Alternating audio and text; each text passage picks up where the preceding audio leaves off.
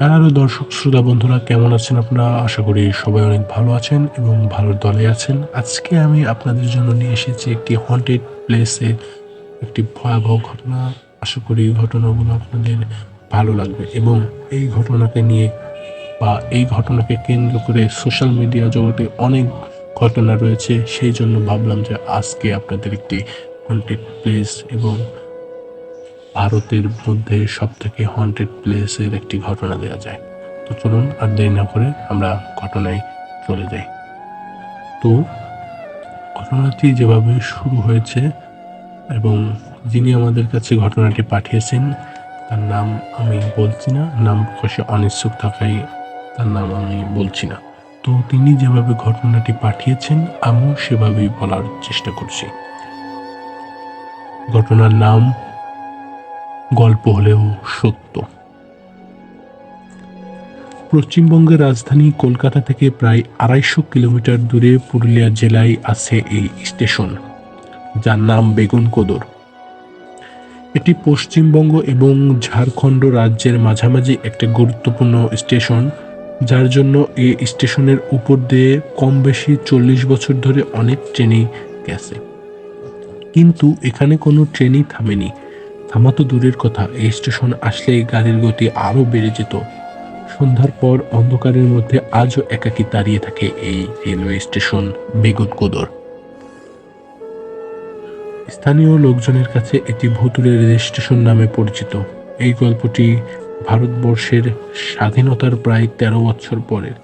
এ সময় বেগুনকোদরে কোনো railway station ছিল না। সবচেয়ে কাছের রেলওয়ে স্টেশনটিও ছিল অনেক দূরে, যার জন্য এখানকার লোকদের প্রায় ২৫-৩০ কিলোমিটার দূরে যেতে হতো। এই সমস্যা থেকে মুক্তি পেতে সেখানকার লোকেরা বেগুনকোদর স্টেশন বানানোর জন্য সরকারের কাছে আবেদন করতে লাগলো। তাদের এই আবেদন সরকারের কাছে পৌঁছালে এখানে স্টেশন বানানোর কাজ শুরু হয় এবং প্রায় ১৯৬২ সালে মাঝামাঝি স্টেশনটির নির্মাণ কাজ সম্পন্ন করা হয়। এই গ্রামটা খুব একটা বড় ছিল না, তাই এই স্টেশনটিও ছোট বানানো হয়েছিল। এখানে আলাদা করে কোনো প্ল্যাটফর্ম ছিল না, শুধু একটা টিকিট কাউন্টার আর স্টেশন মাস্টারের থাকার জন্য ছোট একটা কোয়ার্টার বানানো হয়েছিল। যার পর বেগুনকোদর এবং তার নিকটবর্তী গ্রামগুলোর সমস্যা অনেকটাই কমে যায়। একটা সময় পর্যন্ত সবকিছু ঠিকই ছিল। এভাবে প্রায় ৫ বছর কেটে যায়। এরপর এখানে একটা স্টেশন মাস্টারের পোস্টিং হয়। স্টেশন মাস্টার ও তার পরিবার ওই কোয়ার্টারে থাকতে শুরু করেন। এরপর হঠাৎ একদিন রাতে তিনি একটি মেয়েকে দেখতে পান। যে মেয়েটি ট্রেন আসার আগে ট্রেনের সাথে সাথে ছুটছিল। প্রথম দিন তিনি ভেবেছিলেন হয়তো মেয়েটি ট্রেন ধরার জন্য দৌড়াচ্ছিল, কিন্তু ঠিক একই ঘটনা রোজ ঘটতে থাকে।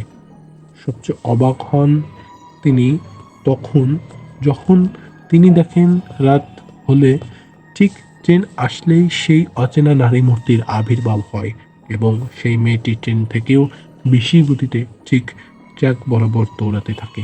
এরপর রোজ রাতে তিনি মেয়েটিকে দেখতে পেতেন। তিনি দিনের বেলায় অন্ধকারে শেষ হলে দিনের বেলায় অনেকবার মেয়েটিকে খোঁজার চেষ্টা করেছেন, কিন্তু দিনের বেলায় তাকে কখনো দেখতে পেত না সে। যখনই রাত হতো এবং স্টেশনে কোনো ট্রেন আসতো তখনই মেয়েটিকে আবার দেখা যেত। তিনি তাই এই ঘটনাগুলি অনেকবার তার সহকর্মীদের বলার চেষ্টা করেছিল, কিন্তু কেউ তার কথা বিশ্বাস করেনি। শোনা যায় এর কিছুদিন পরেই একদিন মধ্যরাতে স্টেশন মাস্টার ও তার পরিবার খুন হন ওখানে। পরে স্টেশনের পাশে কুয়ার মধ্য থেকে উদ্ধার করা হয় তাদের মৃতদেহ। পুলিশ ও তাদের মৃত্যুর বিষয়ে কোনো তথ্য দিতে পারেননি। লোকমুখে প্রচলিত এই ঘটনার পর থেকেই বেগুনকোদর স্টেশনে নেমে আসে কালো রাত। তৎকালীন সময়ে দিন-রাত বেগুনকোদর স্টেশন দিয়ে ট্রেন যাতায়াত করত, কিন্তু এই ঘটনার পর থেকেই লক্ষণকে শোনা যেত লাগলো এই স্টেশনের ভয়াবহতা কাহিনী।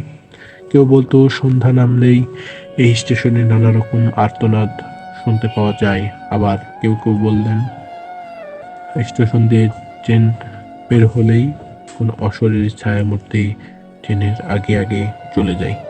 সেই থেকেই শুরু হয় বহু রেলকর্মী অনেকবার নানা ভূতের ঘটনা নিজেদের চোখে দেখার পর পরে চাকরি ছেড়ে দিয়ে পালিয়ে যান। ধীরে ধীরে বেগুনকোদর স্টেশনের এই সকল ভুতুড়ে কাহিনী ছড়িয়ে পড়ে গোটা জেলা থেকে শুরু করে গোটা দেশ জুড়ে। অশরীরী আত্মার ভয়ে সন্ধ্যা নামলেই শুমশান হয়ে যায় বেগুনকোদর স্টেশন চত্বর। ভয়ে সন্ধ্যা নামার সঙ্গে সঙ্গে স্টেশন ত্রিসীমানা আসা বন্ধ করে দেয় সাধারণ মানুষ। ভুতুড়ে স্টেশন খবর রেলওয়ের কানে পৌঁছালে ধীরে ধীরে ওই রুটে বন্ধ হয়ে যায় সকল লোকাল ট্রেন চলাচল।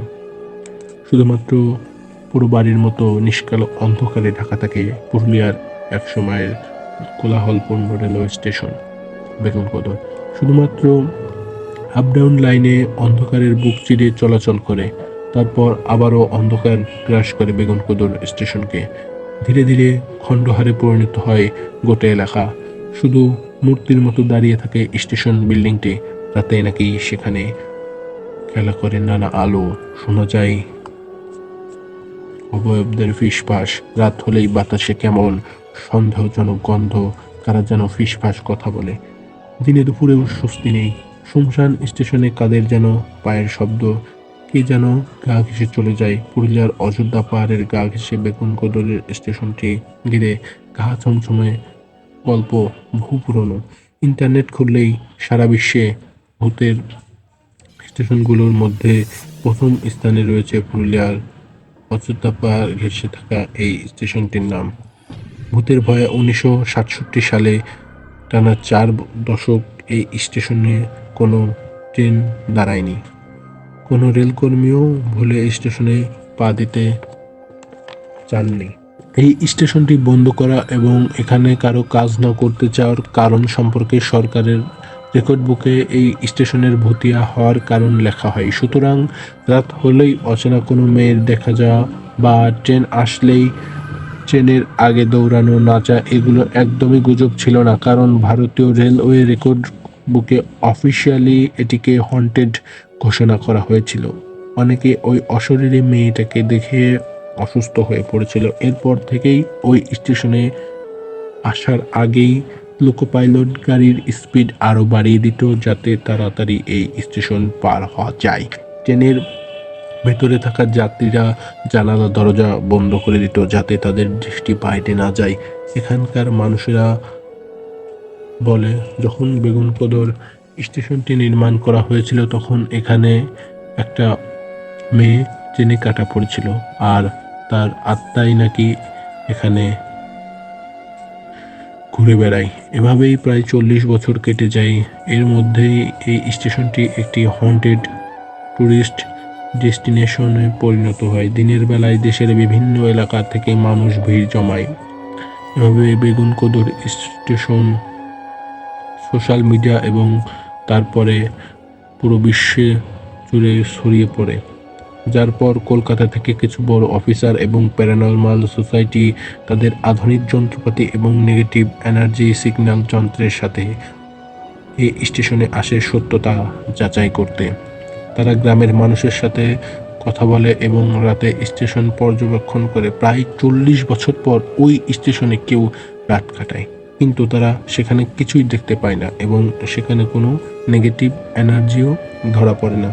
আস্তে আস্তে স্থানীয় বাসিন্দাদের উপর ভয় কিছুটা কমতে থাকে। তারপর 2009 সালে আবার খোলা হয় এই স্টেশনটি, তবে তা শুধু প্যাসেঞ্জার হোল্ড হিসেবে।